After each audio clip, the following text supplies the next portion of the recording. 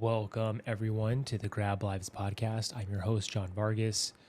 And just to start off with our disclaimer, everything we say and do on this podcast platform has nothing to do with the opinions or the views of the City of Los Angeles Fire Department. Please like, subscribe, and follow Grab Lives on Apple, Spotify, and YouTube. It helps the algorithm get out to people who need to hear these episodes. And yeah, just support our cause and trying to reverse suicide and this epidemic crisis with mental health problems with firefighters and first responders. So I want to just reiterate our teaming up with 343fund.org and supporting firefighters and getting their healing. This organization has the opportunity to sponsor a firefighter to go do ibogaine in Mexico. So go to 343fund.org. It's ran by Angela Scudin in honor of her deceased husband, Casey Scudin. And this is about helping firefighters. So I am backing ibogaine and this movement of understanding the ibogaine initiative, getting funding towards understanding what this medicine is. It's a profound medicine that's been changing people's lives. So go to 343fund.org and support them. So today, I just want to honor and respect one of my teachers and mentors, Ginny Rutherford.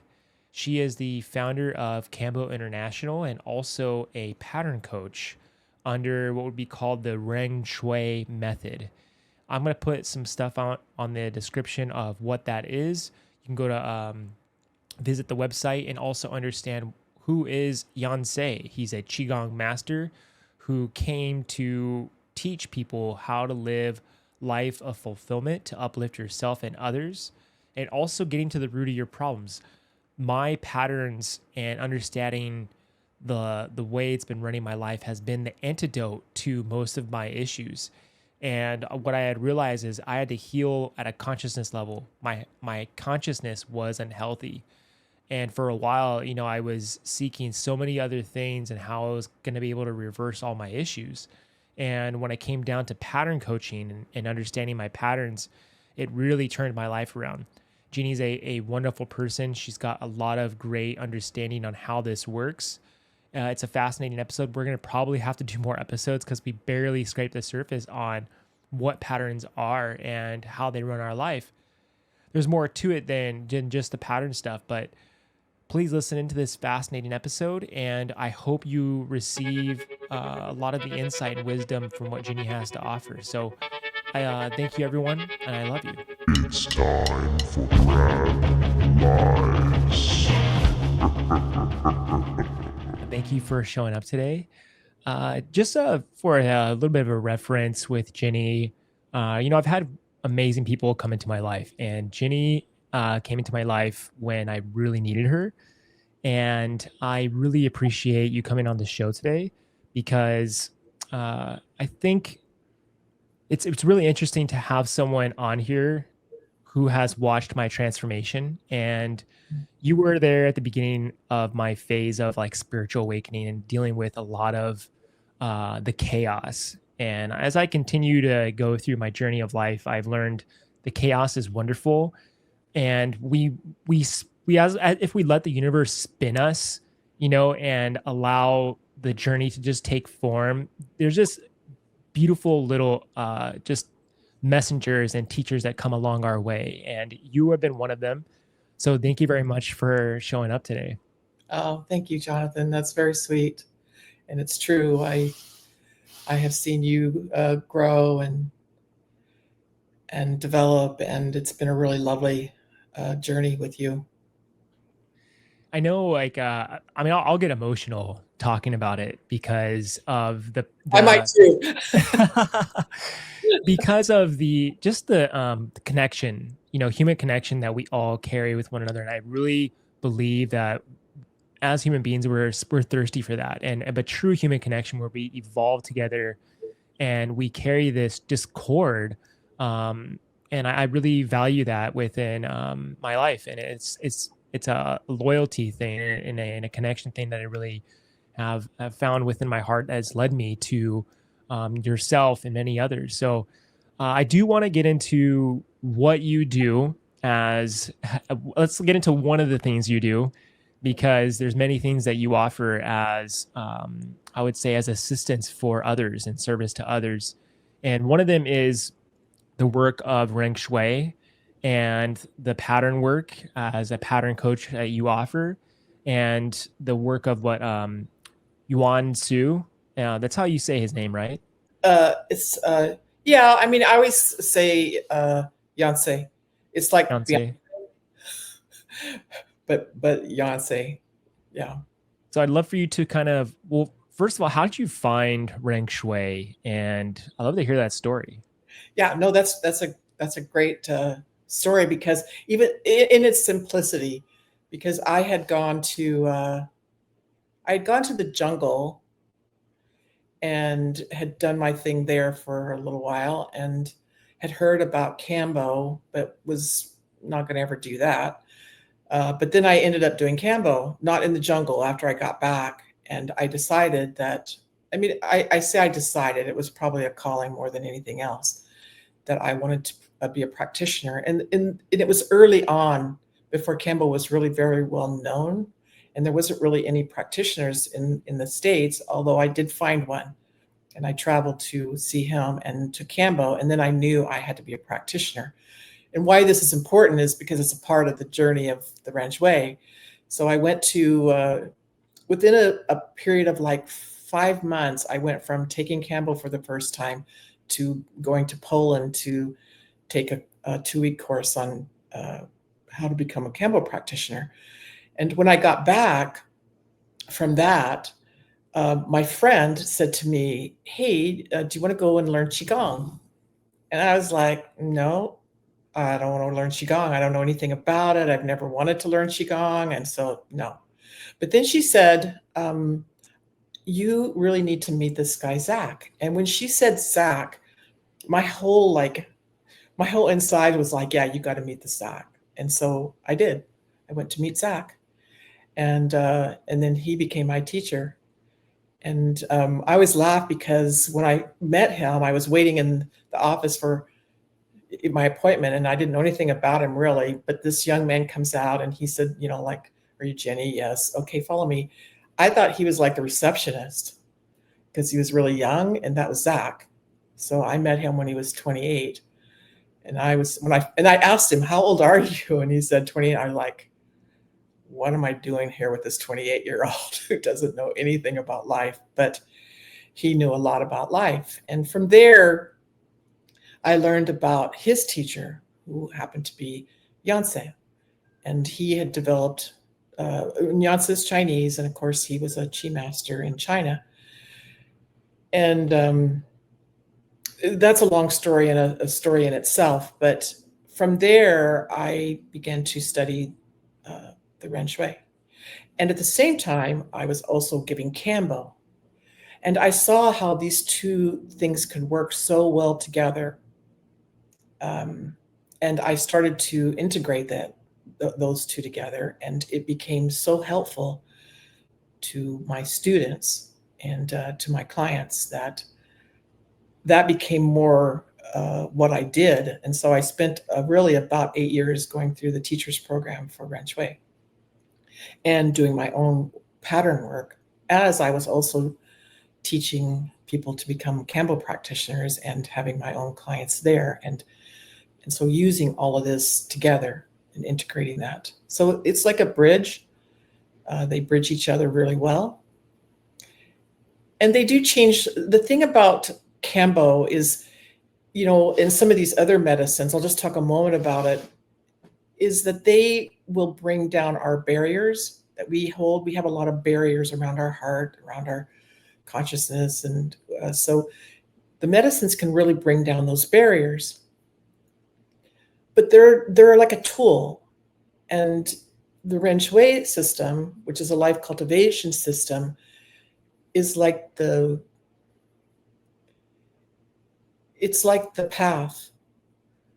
So using them that way works really well, because in the medicine world you get a lot of information, but most of the time people don't know what to do with that information or how to integrate it, how to use it for their life. And Ren Xue helps with that, with the medicine world, into integrating that. I mean, it doesn't just work in the medicine world, but that's how I've come to use it mostly, is because a lot of my clients have been, take medicine or been in that sort of world. And this was a way that really helped them to move along the path in a way that made change to their life, real change at a fundamental level.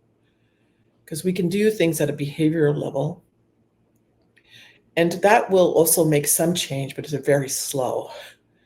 And Ren Xue, I always think, is like a shortcut, so to speak, in that it makes change at the fundamental level or the consciousness level, so to speak, or you could even say at the heart level, however term you'd like to use on that. And that is where I've seen people have real change, where their life becomes more healthy, more happy, more sense of well-being, more wisdom and realization, and more contribution to the world. So that's how, what sort of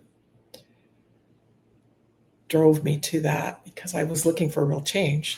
As you know, I've done a lot of things in my life and went through a lot of different things. And this was the one thing that really, and all those things were important, actually. I don't want to discard them because they were all very important in my growth and development. But when this came along, it was the thing that made the biggest change. And that in turn changed my 3 kids and their significant others. And so it has sort of like changed our whole family. And that's something that I feel is also an important aspect of how our change affects others. Because that is an important aspect of life itself. In Ren Xue, their mission is to uplift yourself and then uplift others or help others. And so I think that's a really beautiful mission, because we try to do that backwards a lot of times. We try to, well, if I help enough other people, I'll be okay. But really, that almost goes against universal law. We really have to help ourselves first and then help the others, because we can't really take people anywhere that we haven't been, to have authentic understanding of it. And that's what we're looking for in teaching, is authentic understanding, and then to gain trust with our own natural abilities or true abilities, whatever, however you'd like to use that. So that I made a short story very long, I think. No, it's perfect. And that's why I love breaking things down. So something you said is like the fundamentals, and I think as like a species, we are far removed from fundamentals at this time. And I did watch. You told me, you gave me some homework, and I had watched a couple of documentaries off the Ren Xue YouTube channel, and I did watch one. I can't pronounce his name, and I don't want to butcher it. Oh, Yuan Tze? I watched Yuan Tze's documentary as well. So I did watch his, he had like a 3-part documentary. I watched all of them. Yes. And it was really fascinating about where this guy came from and his understanding of what's happening and his mission. And so I think after I watched that, it was really amazing to see where his heart is, number one, and then like how he came to be who he is today.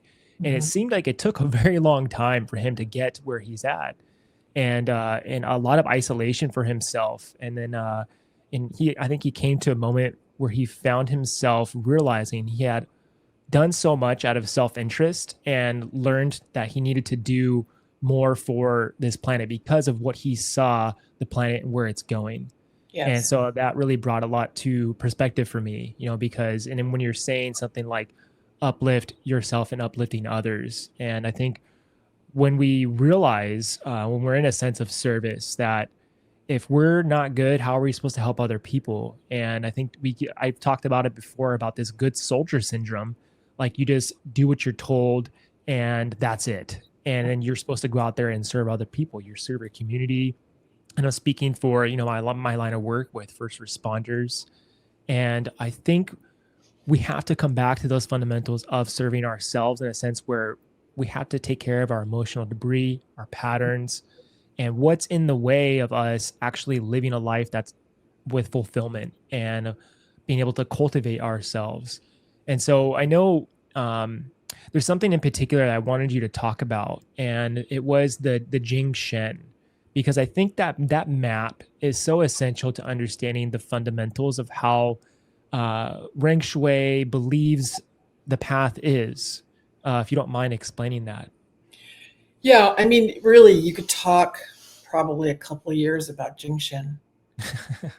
So I'll try to put it into a couple of minutes here because it's a big subject. And the Jingshin is like the totality of our consciousness.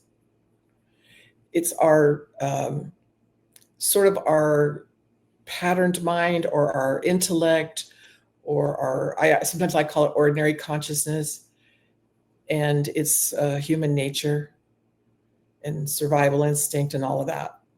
Then we also have the heart consciousness, which is really great because now and science is showing the heart has a consciousness, and the Heart Math Institute talks about that. And then there is the true self. And the true self, could be called soul, your soul, or your higher self, or spark of the divine. It depends on where you're coming from your own understanding. But that's the other part. And so that combination, that totality of all of those is the Jingshin. And the condition of the Jingshin will tell us a lot about ourself and what's going on within us. So we're always constantly in this work wanting to raise the condition of our Jingshin. Now, that's a big job because in some ways we don't even know how to identify the condition of it. And in Ren Xue, there are ways to doing that, so that you can observe. And we talk about consciousness sort of in a way that it's not definable, really. So we talk about its activities. Even in science, they can't really define consciousness. So we're always just talking about the activities of it because that's really what we will see around it. So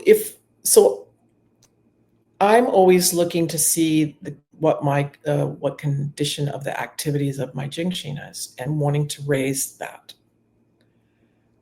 because that's what's going to give me a good life of all the things I talked about, of health and happiness and well-being and contribution. I mean, that's the short version of it.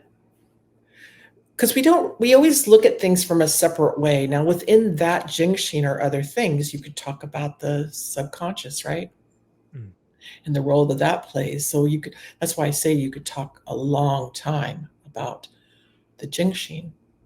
And we have a tendency to separate it out, as we do a lot in the spiritual community, that we have the mind and then we have the heart, and we only want to be in the heart. But that's not the case either. We actually do need our mind, and they serve a purpose, and we can integrate those because the patterns are in the mind, so to speak, or in the intellect, and then we also have heart patterns. The true self doesn't have patterns. And that's the part that we want to be in charge of our life, because that's where real freedom and autonomy lies. And so that's the I mean, you could call it self-realization. That is self-realization, to realize the true self, the true part of yourself. And that's really the journey, Mm. if that makes sense. Yeah, totally. I mean, I came across a gentleman called Greg Braden. I don't know if you never heard of him. Yeah. And he's a guy who really wants to like emphasize the mind heart coherence. Mm-hmm. And he came out with a book recently called The Pure Human, and Mm-hmm. it's the power of truth within the divinity of human beings. Mm-hmm. And like his belief with writing that book is that we're on this precipice of transhumanism. And I've looked into the transhumanism thing uh, there's this date 2030, and by 2030 the World Economic Forum and the UN want to introduce this topic of transhumanism. And it's interesting to pay attention to that date 2030 because they want to merge tech with human biology. And what's interesting about that uh, is with tech and human biology is that they've taken neurons and they've measured them, and what they've found is they've created a tech like a microchip, and they've been able to measure both. And when they've measured the microchip, it is only measurable to where the microchip can only extend so far. Mm-hmm. And what they found with neurons is that they don't know the ending to that. It's infinite, and the microchip is finite. And so what his biggest push is to understand, like, we don't know the potential of the human condition, the human species. And we're on this precipice of merging tech with AI when we barely tapped into the understanding of what we're capable of.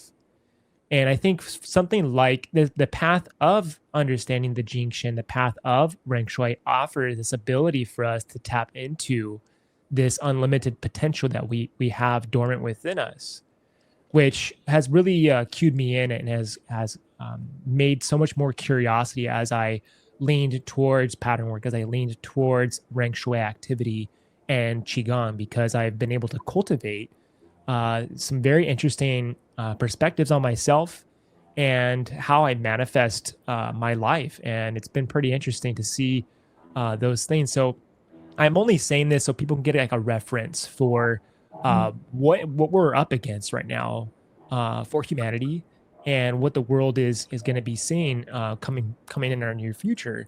And I want people just to come back to how precious and wonderful we are.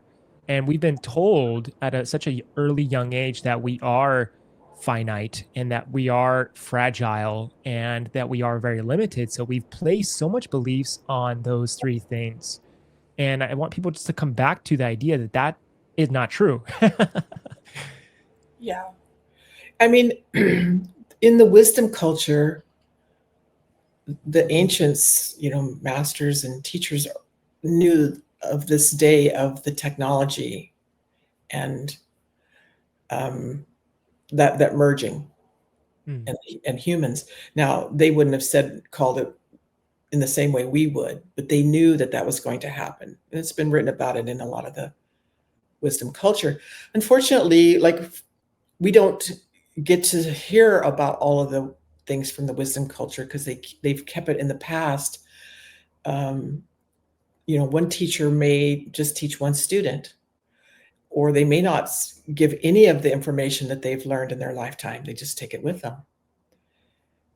What happened for Yuan Tze was that he saw what was happening, and he has studied with great teachers, and he felt like it was time for some of this information to get out to humanity in order to make a decision as we come up to these crossroads.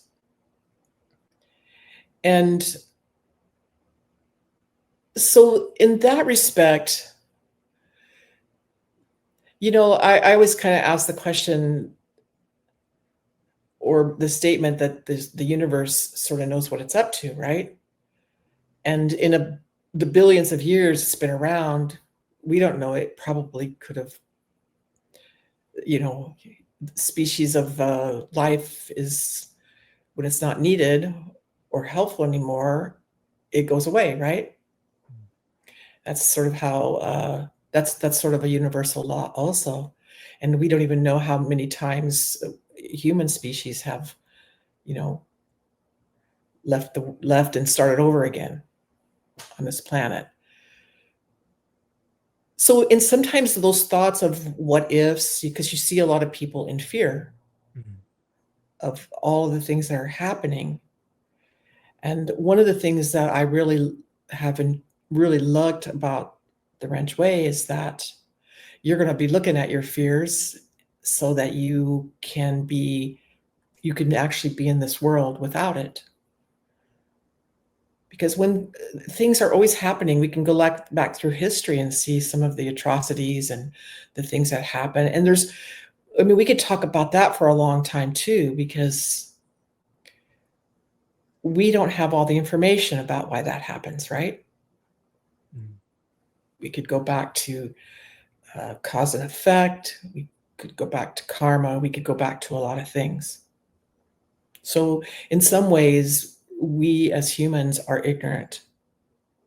And I know most people don't like to hear that term because they're like, I'm not ignorant, but we really are quite ignorant to the whole totality of the universe. And everything has a totality. Like we have the Jiangxin as a totality, our body is a totality, a cell has a totality. So there's totalities within totalities. And totality is a hard concept to even to understand. Like I don't fully understand it either. But I know that it exists and I can get glimpses of it. But even as much as I've studied, I could say I still have a lot of ignorance also. So I don't know. I don't know what will happen. And we hear these things all the time, right? I remember when I was young, it was going to be an ice age. We were headed in an ice age in 12 years, right? So that's been happening for a long time. In 2012, the world was going to end. In 2000, the world was going to end. And those just end up being ways that they have an effect on our own patterns. So as we work on patterns, that can start to help us not have fear, not have so much fear, or have any fear actually. And so that's one of the reasons why the pattern work becomes so helpful. Again, working at that fundamental level. Otherwise, we're just being driven by things that we don't even know what's driving us. We're doing things and wondering why we're doing that. We're being driven by things that we don't even know. We could talk about the shadow if you want, but it's been overused also, right? Because we can bring that to the light, all of the shadow part of us. It's through acceptance and replacement, but also through knowing it's there, because we have a tendency to lie to ourselves about ourselves, right? And we have blindness to ourself. So we can't see all of the things that drive us until we do. But the acceptance of all those things can be such a great tool. It's through it's sort of like it's easier to teach a person about self-realization who knows nothing about self-realization. And so that's sort of the same thing, because we don't really know what we don't know, mostly. And so the patterns is like there's so much to this whole life cultivation system.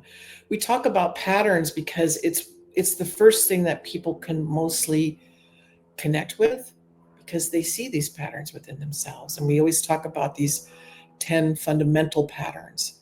And why they're fundamental is because they carry the most information.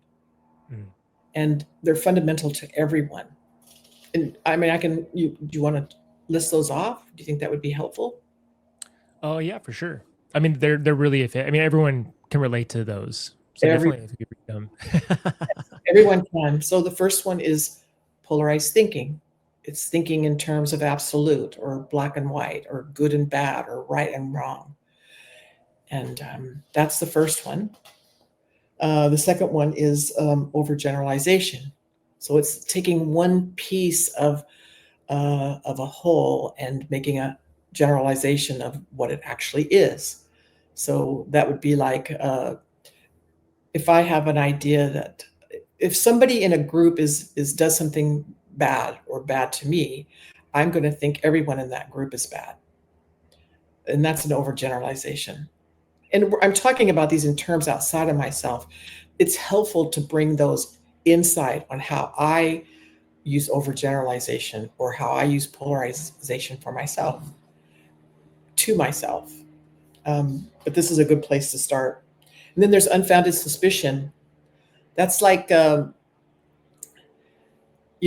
an idea about the way something is from sheer imagination instead of having all the information. So I always like to tell a story about, well, I'll put it into today's terms because we do unfounded suspicions all the time. Like if we text somebody and they don't text us back right away, we go into a whole story about it. Oh, I think they might be mad at me. Maybe something's happened to them. We'll go into story around it. And we spend a lot of times doing that. I remember when my kids were of driving age and they had curfews, if they were 1 minute late, I would already be planning their funeral. And so we spend a lot of time and energy just doing that. And that's an unfounded suspicion. And then there's negative thinking. So this is just taking a generalized negative view of life and things that are happening or of the world.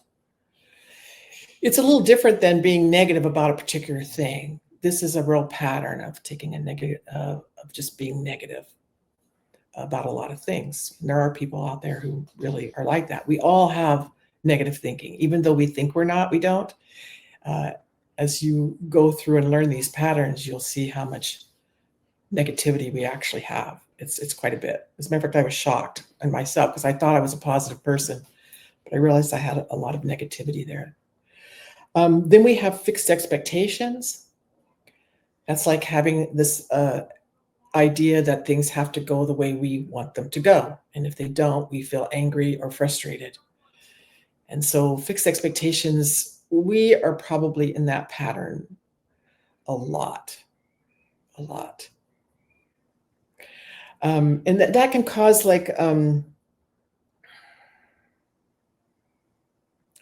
we can then project that onto other people, that they should act the way we want them to or act the way we expect them to. And I find that one to be very interesting because it can go very deep. Well, he should know how I feel. Well, she should know what I want, and that's kind of sort of crazy. Because how can we actually know what another person feels or what they want or what they need? So that one can be a really tough one too for people. Greediness is the next one. We're all aware of what greediness is. It's having this desire for more money, more fame. It could be more information even, or all kinds of things that we just want more of, and we're never content. We're never satisfied. We get this new thing that we want, and then we're on to the next thing of what we want. And that euphoria that we feel when we get that one thing lasts very short. And then we're back onto the next thing. So this is about really greediness is about a lack of contentment and satisfaction. Then we had self-centeredness. This one is like most people, when they hear self-centered, they kind of go, ouch, because we don't like to think of ourselves, right, as being self-centered.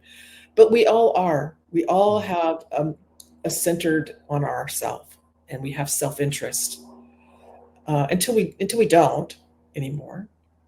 But this is like,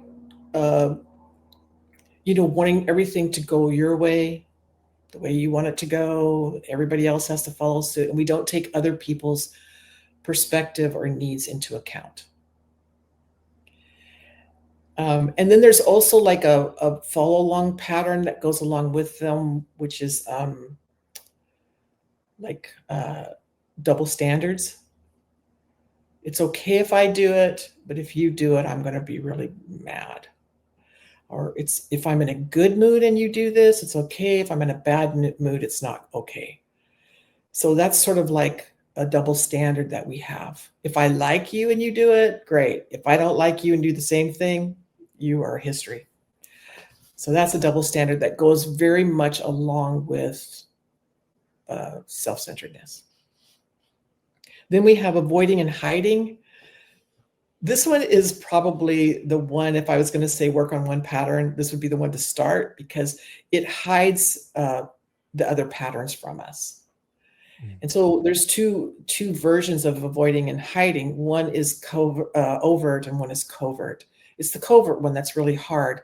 The covert one is when we have something inside of us that we don't want other people to see or know about us. And we hardly even want to know or see it. So if you've heard of imposter syndrome, where they did a survey of all of these top executives, and when they asked them what they were most afraid of, 95% of them were most afraid of being found out. That they didn't know what everybody thought they knew, they weren't as smart as everybody thought.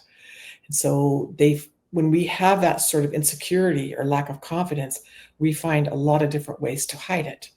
One can be that when we walk into the room, we suck the oxygen out of the room because that can hide our insecurities. Or we can be demanding, or we can be all kinds of things to hide those. In other ways, we can set identities or personas. And that's another way of trying to hide what we don't want other people to know about us or see about us. And that one goes very deep because underneath that, it is about self-interest to avoid harm and also to seek simplicity to avoid complexity. That whole, I always say when somebody is telling me, I'm just a simple person, that's all, I'm just a simple person, my first thought is, what are they hiding? What do they want other people not to see? Because they don't want the complexity of looking. And then the next one is stubbornness. We all pretty much know that one. It's like hanging on to an idea, a thought, or a belief way beyond reason. Way beyond reason. And the last one is competitiveness. And competitiveness is really stems from like the desire for victory and wanting to be on top. So that's what brings us to compete. And what we're really doing is we're trying to like sometimes save our dignity. We will compete to do that, or we'll compete because of it plays on our own self-worth. And we can compete in very subtle ways. Like perfectionist is a form of competitiveness. And also unnecessary comparisons is a form of competitiveness. So that's the 10 fundamental patterns. Now, we have thousands of patterns, but most of them will fall into under one of these categories or be related to it, if that makes sense. Yeah, totally. I mean, when I started to do the pattern work, it really helped me with the role that I played as a firefighter and as a paramedic, because there's so many of these that are just in the realm of this career. And I'm sure it shows up in many others, but it really helped me kind of pick apart what was running my existence Mm-hmm. and the role that I was playing. And I think it took me back to like to look at myself clearly. And I think a lot of it became a point of devastation for myself, because I was like shocked, like, wow, like I am all these things, and it was an untamed beast for a very long time. And so I think the awareness that had been placed on these things running my life, it really helped me understand, have more perspective, I think, when I would take an honest look at myself. It brought things into the honest outlook, and the honest outlook humbled me really down to my core, which was something I was lacking most indefinitely because of um, all these things. Like, I mean, the competitiveness in the fire department is unreal. It's out of control. Even to become a firefighter is competitive. So you have to have that competitiveness for you to even get your foot into the door into the fire station to have a career. So Yeah. it's pretty interesting the way that comes up. And I really think that if anyone who's listening, just focus. If you wrote all these 10 fundamentals down and you just focused on them and you did some minor work on yourself, like, hey, how do I see myself in these? We see ourselves in all of these. And if you do some minor tweaks on what your thoughts are around any of these patterns, it's pretty interesting what comes up. Like a memory could come up from childhood. You're like, why am I like this? Sometimes you're just like, oh, my dad yelled at me when I was a kid and I've been like this my entire life. We are so unique and fascinating, just how we're designed. And it's crazy when we do this pattern work. And the more I started working with you, I would ask questions around the subject. Why am I like this? Why do I create this pattern in my life? And I think it was so fascinating. It would have been within 24 to 48 hours most of the time where I would get my answer. And Mhm. the further I dragged myself along this path, I'm saying drag for a reason because a lot of times I would be hiding and avoiding from myself. So I would have to put some focus and determination on being like, hey, there's an opportunity here to grow. So I did have to drag my feet through this part because there was parts of me that didn't want to admit things. And but what was interesting is within that time period, it was like, okay, a memory would come up or some thought or an emotion. It took me to the point where it got harder and more difficult, where there was the hidden stuff, and that would take, when I would ask questions around it, that would take maybe a week to where something would come up. But it's really wonderful how orchestrated life is when we Mhm. start to take this introspective excavation of our life. And I've noticed just by doing this work that, my relationship with Haley had bloomed, my relationship to Paisley had bloomed, my relationship at work had bloomed. And it's all because I would just work on myself, and I really want people to take that into perspective. Like, our inner world is an outward reflection of our outer world, and we really have to take that into account. So, so thank you for explaining those fundamental patterns. It's really important for the basics of how we can see our patterns and how they run our life. And so there's a method to this madness, I promise you. Yes. So I'd love for you to explain, Ginny, like, so once we understand our patterns, like what are ways that we transform our patterns? Yeah, it's a great question. Because why it's important that we understand our patterns is because our consciousness has a particular function in that um, it creates information, it stores information, it processes information, it retrieves information, it transmits information.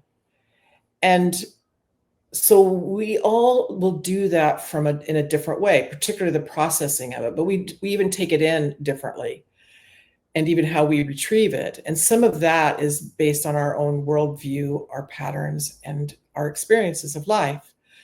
But over time, like we have good patterns too. We're only talking about the unhealthy. And we need to have those because we couldn't function very well if we didn't have things that we didn't have to think about all the time, such as driving a car. It would be terrible if we had to learn to drive a car every time we got in the car. So that's good. Like at the beginning, we're just like here driving and paying attention. And then after a little while, we're steering with our knee and eating our lunch. So we do need to have that function in that way. But what happens to us is, like, particularly as children, something will happen to us that we don't know how to cope with it. And so because we don't understand, we're a child.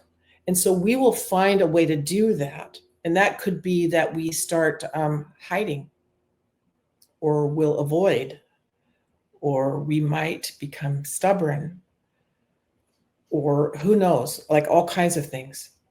And we develop that as a pattern because over time of using that particular thing in order to cope, like that pattern becomes very fixed, just like driving the car. It becomes fixed over time.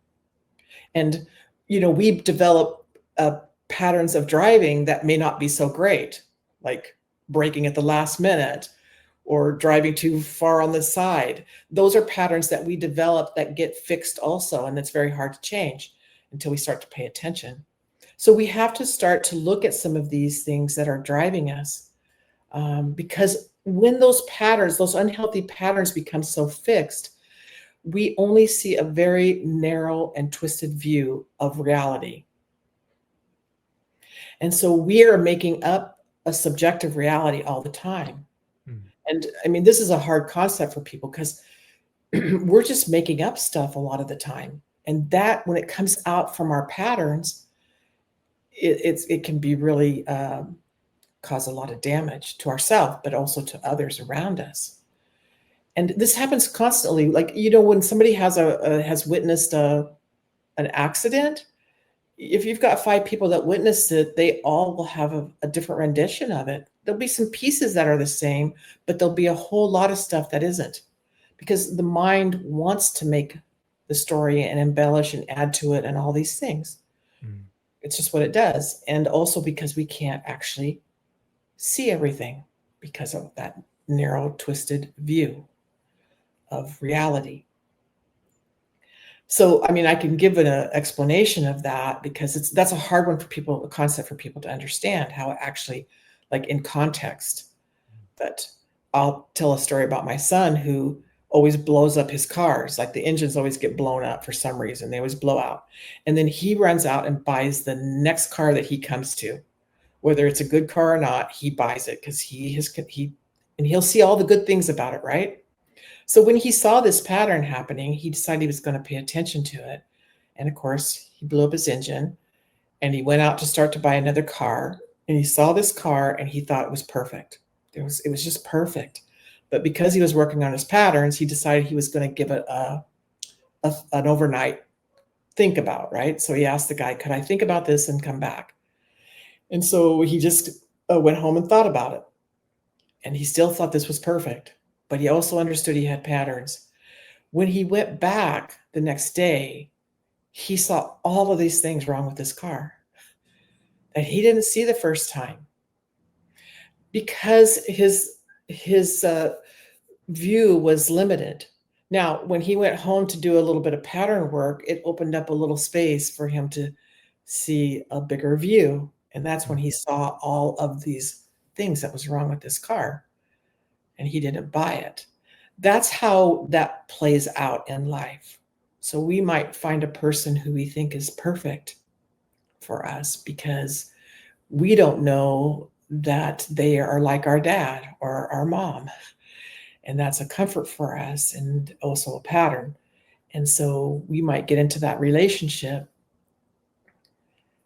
thinking that they're perfect because we're still seeing that narrow, twisted view.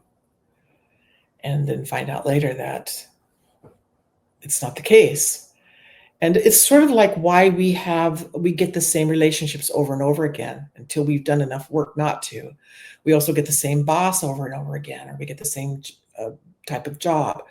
All these things that happen repetitively, you can pretty much guess that there's a pattern involved in it. And we have to change that information, because in some ways you could say the universe is just reading our information. And we're all just reading each other's information. And because we can. I can read your information, you read mine, even if we're not fully aware that we're doing it. We are just reading information all the time. I always give an example of like this cup. This cup has all kinds of information. I will read it differently than you will, though. I might say that this cup is purple, and I might say it's used to keep things cold. You might say, no, it's teal, and you might think it's used to keep things hot. So this is how I mean, that's a simplistic little story, but it gives you a view of how we're all over the place and how we read information. And the information is right, what both of us viewed it as. It's just that both of us just saw a small piece of it, right? Of the reality of that cup and the information that it has. And that's what's happening all day long to us. All day long. We're seeing a very narrow view of the reality of it, not the full picture. Yeah, I think one of my main focuses on the podcast is to help understand trauma. And that was a main priority of mine because I realized that trauma is subjective at a certain point. Yeah. Besides the shell shock trauma, you see there's been many times where you see these 100-year-old veterans from World War II who don't feel like they have any trauma, which is, so it seems as if trauma is in the eye of the beholder. It is subjective at some point. And it's pretty interesting the way we see that. And I always give this example because Haley and I got attacked by our dog. And since that dog attacked us, she's more inclined to stay away from bigger dogs. She's afraid of them now. And I'm not. I don't get the conditional response from a bigger dog like she does. So why is it that this same incident happened to both of us in the same exact time had affected us differently? It's so profound. And what I had discovered is like the patterns that are underneath it all really are supporting what our belief systems are, the way we view things, the way we are able to perceive what is happening. And it's the meaning we put behind the incident that really causes harm to us. And so that has been really profound for me when I first started working with you with that, because it has led me to a sense of truth, which could also be subjective. And also it led me to my heart, which was the most essential part of what, as I would say, uplifted my life. Because when I started working from that space, that's where things started to really change, because that's where the subtle messages were. That's where the whispers were.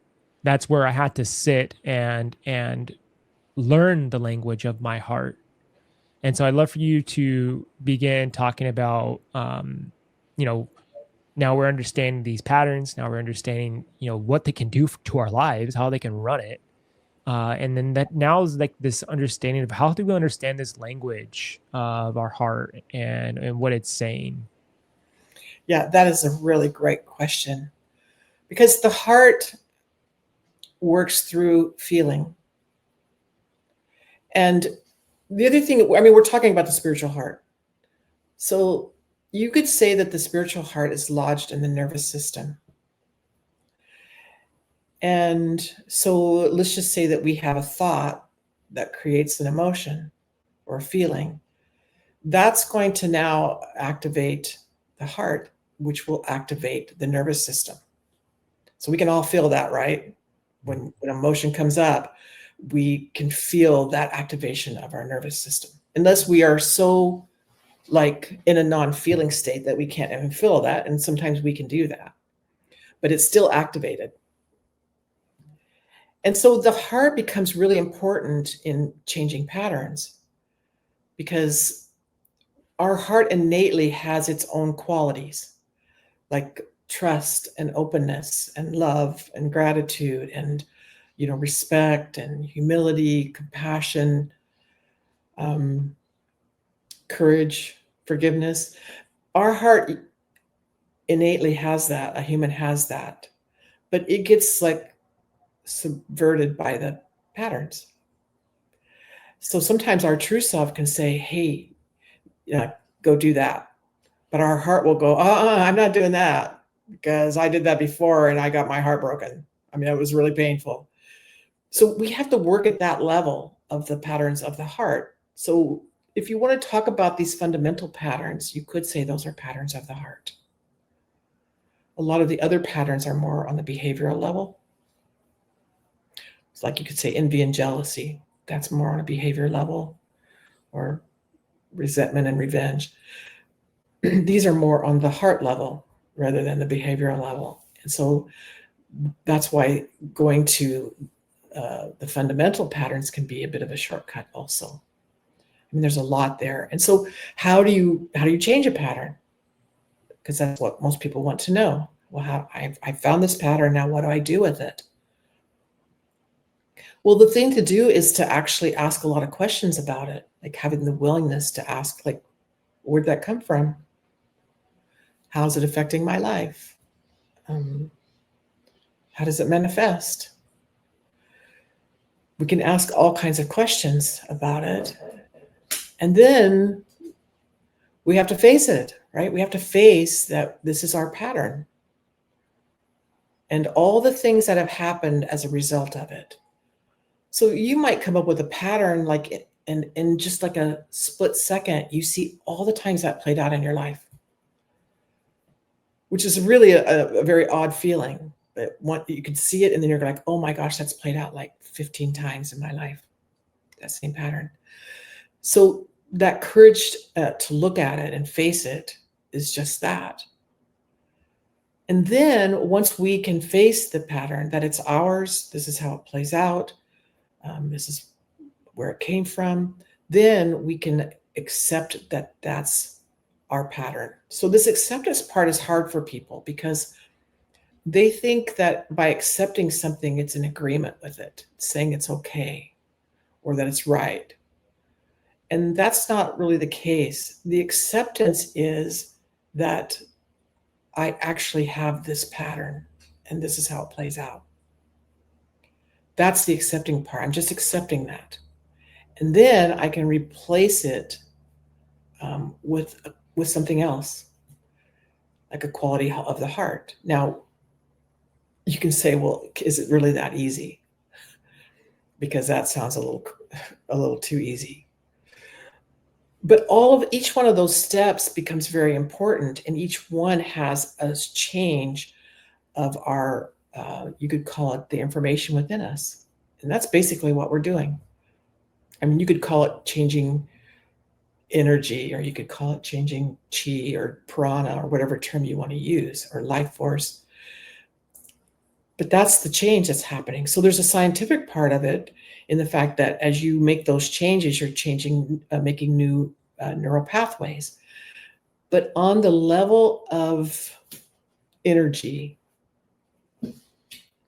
you're changing information, and which is a much bigger thing in changing that energy. So that's where patterns can change a lot easier when you change it on that level. And that has to go through the heart. It has to go through the heart. Now, I know that well, how do you do that? Well, we could talk really all day about, or we could talk probably for a couple of years, really, about all of that and all the particulars, because though it sounds simple, and it is simple on one level, on another level, it's complicated. Because we have to let the information build. And when it gets to a certain build, then we can shift. And we've all hopefully experienced those shifts in ourselves, where some realization happens that shifts everything about us, right? And those can be big and they can be very small, but each one of them will have its effect. But even the smallest shift has a huge effect outside of us and inside of us also. But the outside is that reflection of the inside. It becomes our own barometer. Also, our body is the barometer. So how do I know if a pattern's playing out? How do I know if I'm in a pattern? I'll have some sort of disturbance. That's the barometer. So if I'm triggered by something, if I'm angry, even having a pain can give us information on the pattern that's playing out. If I feel confused, I mean, confusion's a big one for me. If I'm in a state of confusion, I pretty much know a pattern is playing out. So we start looking for all those markers. Like, I feel sad right now. Like, why do I feel sad? What's going on? So then I can start asking myself questions.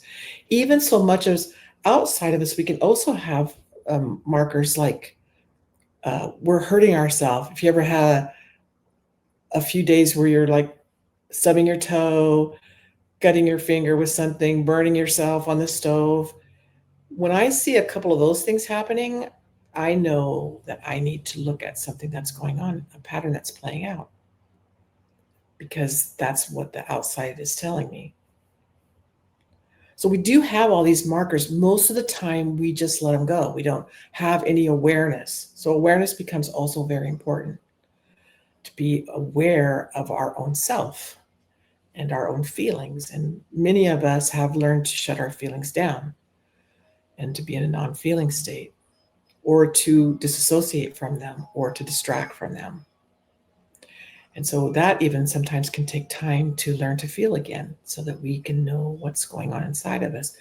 So like I say, there's a lot to it. And, you probably have a better understanding than most because you've been doing this for a couple of years now.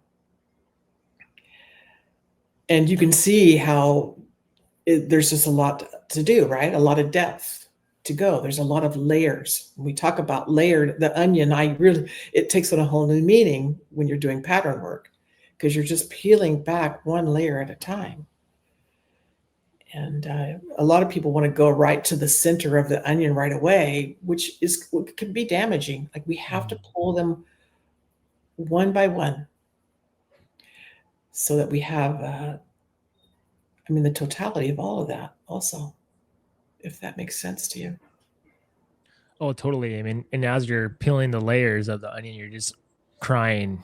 That's the response from peeling that layer, because I really succumbed to so much grief in understanding my patterns, Mhm. and grief and awe of it all. The beauty of it is so powerful, Yeah. at the same time so sad, because I realized how much I've been ignorant to myself, and how much I've been suffering because of how I treat myself. Yeah. And I think that was a choice at some point. Like, do I want to continue to choose to move down this road, or can I ultimately like continue? And so that, I think that was a big understanding for me, is to realize like what's really going on and what's the truth here, and how can I change it is the question. And I think like right now there's a lot of confusion going on, and there's a lot of confusion on the internet. There's a lot of confusion on many different versions of how therapists are treating people, on how PTSD is treated with first responders, how we are identifying with every single diagnosis. And I think right now that it's a lack of the fundamentals of how we can take that ownership within ourselves of Yeah. what's really happening. And I think that's dangerous in itself, is when that confusion starts to manifest, and now people are at each other's throats, Yeah. and now there's division, when ultimately like the unification of all things is the ultimate goal. Like, how can we operate on a planetary scale without unification? You can't, because everything is in its own cycle, and within its own reverence of one another. And we've lost reverence within ourselves. We lost reverence within each other. We've lost reverence with nature. It's really disintegrated everything in reference to how we are supposed to operate. And once I started to allow my heart to take the front seat of what's driving this giant spaceship there was a fight going on between my mind and my heart, because my heart wanted to just jump in the front seat, and my mind's like, what are you doing? What's going on here? And that's where there was like some type of discord or turbulence. Turbulence would be the best way if I'm in a spaceship, right?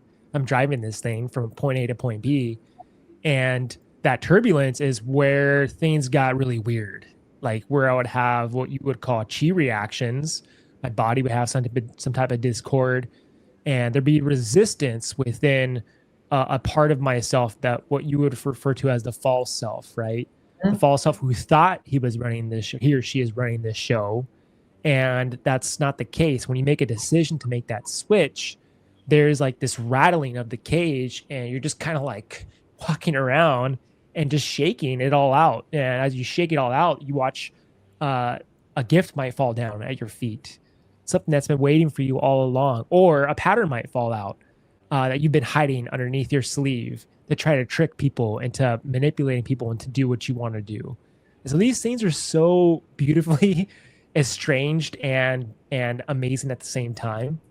And what I really want to get into, which I found so very profound, was the fact that I just mentioned, like this like diagnosis, and what we are holding at a fundamental level is like our identities around things. And I think that's what really is harming people right now, is because we put so much emphasis on what we are identifying as. I Yes. mean, looking at all these genders and like looking at all these political views, like people have put so much emphasis on our identification that it's causing a lot of harm. And I think that is one of the core issues of what we have to understand with what is identity and why Mm. do we even hold identities? Yeah, well, I mean, we all have identities that we've created, and we also identify with certain things. And those really are the foundation of the patterns. So looking at our identities can also be a shortcut too, because there's a whole lot of patterns involved in upholding that identity that we have. So we might have the identity of being a sage, or we might have the identity of being a teacher, or we might have a strong identity of being a mother. And how do I know if I'm in an identity, which is a question? Well, I can give you a really quick answer, even though there's some complications also with it. But if somebody like questions your identity, if you are triggered by it or go into defense, you know that it's an identity. So one of the things around the pattern work is that over time you get less and less triggered by things because there's nothing to defend. You know all the things about you. You know, somebody says like, "Well, you're kind of rude sometimes." And I'm like, "Yeah, I know. I'm working on that." And so I don't have to defend that. I already know that sometimes when I'm stressed, I might be short with people, right? So if somebody says that to me, I'm like, yeah, I know. I'm still working on it. I really am. I don't have to go into defense. If I have a identity of I'm spiritual, which means I'm a good person, if somebody says to me, "Wow, sometimes you're rude," that would go attack that identity completely. Because if I'm spiritual or good, I can't be rude to anybody. So I have to defend that. Well, I had to be rude to them because this happened, because they did this. So that's where these identities, if we can just start looking at those identities, it will be really helpful for us in helping to break down the foundation of the patterns. And we create these identities also. I mean, all these patterns are very much survival based. And we mostly live in survival all the time. As we start working on our patterns, we can stop living from survival. I mean, like I say, there's so much around this that you could hardly talk about it in just a short conversation. But we have to also start to cultivate those qualities of the heart, like trust and openness, because trust is sort of the key to the heart. And that you're right about all of this, like we've become, we identify so much. Well, how do you change that? That's what people ask. I start to identify with something else. I start to identify with love, or with trust, or with forgiveness, instead of what I've been identifying with. Now, I made that sound really easy because I have to do quite a bit of pattern work to get to a place where I can identify with something else. And I do have to look at what things what identities I have, because they drive us a lot. So it's simple and it's very complicated. It really is. And it does take quite a bit of willingness. And sometimes we have to, people don't want to change until their life gets really hard. We all have like a catalyst for change. And sometimes there's a bottom to that. Like when we hit bottom, that's when we'll change. And so in that way, we can allow people to do some of their destructive things because we don't know what their bottom is. And if that's the catalyst for change, then I can allow that without judgment, because I don't know what it's going to take for them to change. I barely knew what it took for me to change. I had to hit bottom too. And so then we can lose our judgment around what somebody else is doing. We can start looking at, how it works, that they'll get to a point, to a bottom, and maybe not even in this life, but they'll make small changes. And over time, as we work on patterns, we can raise our bottom so that we don't have to drop so far in order to change. Then it becomes a lot easier to see these things and make the changes quicker. But at the beginning, sometimes people have to hit their bottom. It has to get really hard. If everybody's life was perfect, nobody would be doing pattern work. Even though they have patterns, they just wouldn't be doing it because there's no really impetus to do it. So in that respect, then we can have compassion for others and their plight, but we can also understand that this is part of their path for change. We don't know when that's going to hit for them to start to change. So there's nobody who's absolutely bad, and there's no absolute good person. Except in our own mind. Oh, for sure. What was interesting was Yuan Tze, he had a story in his documentary. He was looking for a teacher at a point in his life. Yes. And someone had told him that there's a teacher who lives over here that is has understood life cultivation his whole life. And the story goes that he goes to meet him, spends a wonderful evening with him, and they just talk for hours about life cultivation and what that means. And before he left, he gave him a piece of paper with 2 words on it, and he gave it to him, and he said, use this when you're at your lowest because it will help you.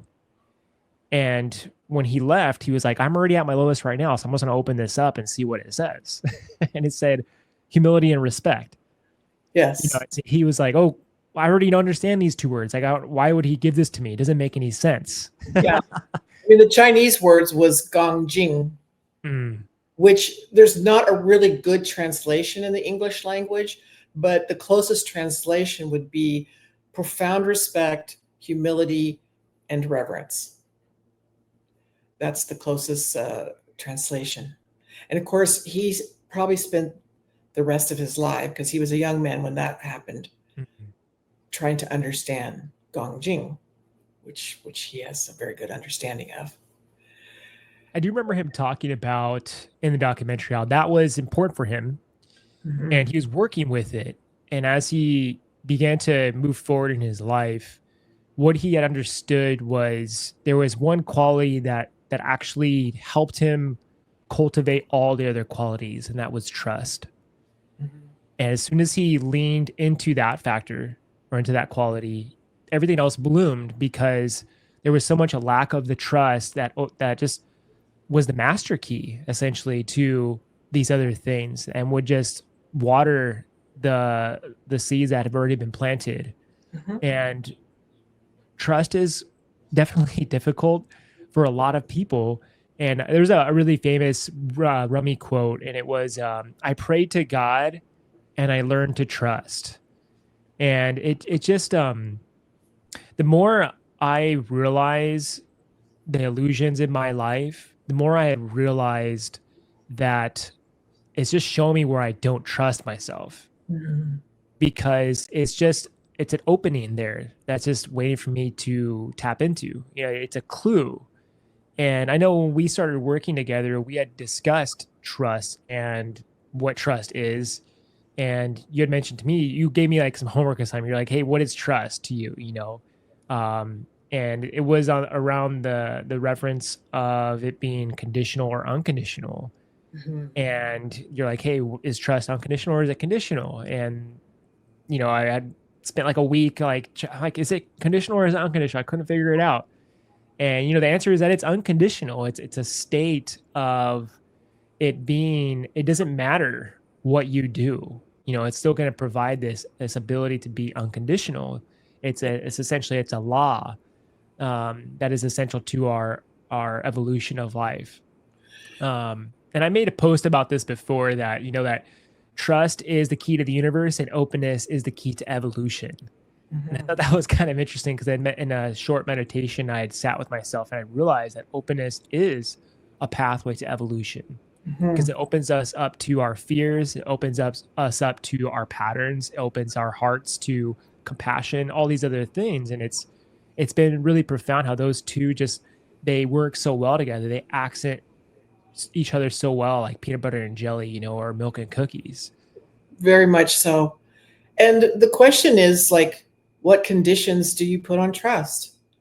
I think that was the part of Yeah. the homework That too. was over. Yeah. What Homework. conditions do you put on trust? Because we'll trust if it turns out the way we want it to. If it doesn't turn out the way we want, then we can't trust. So we have this sort of lack of understanding of trust. So we think if one person does something then we can't that we don't really like, we can't trust them. But we can actually trust that they're going to run their patterns.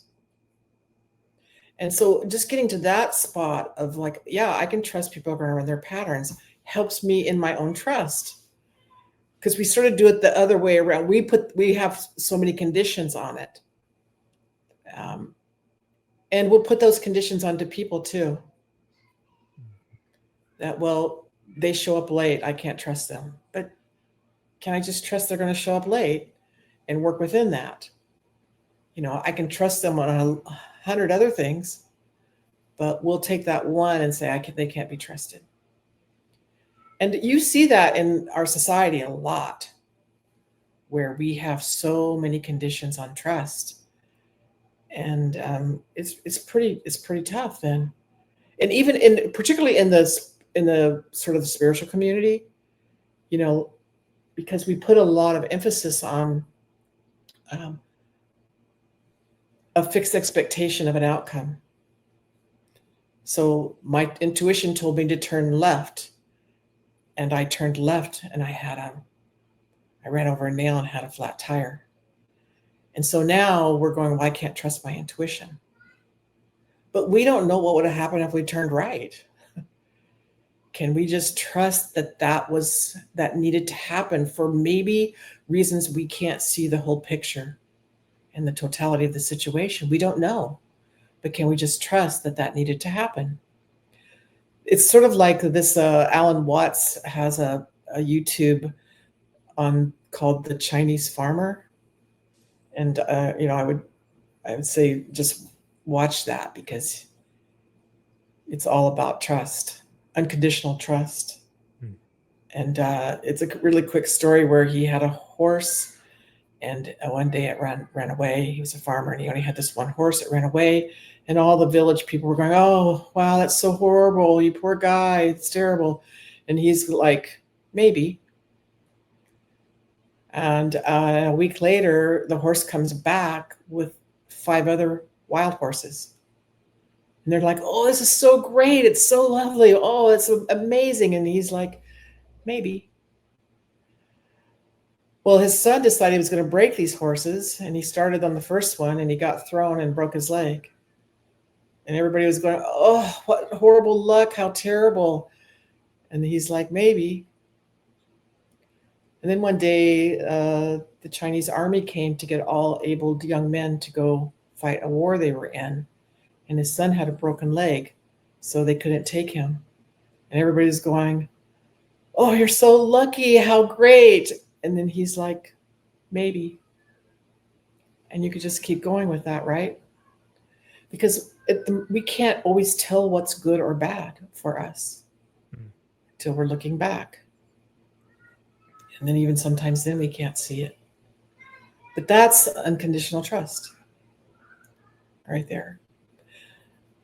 Can we accept the things that we deem as good as still a part of trust?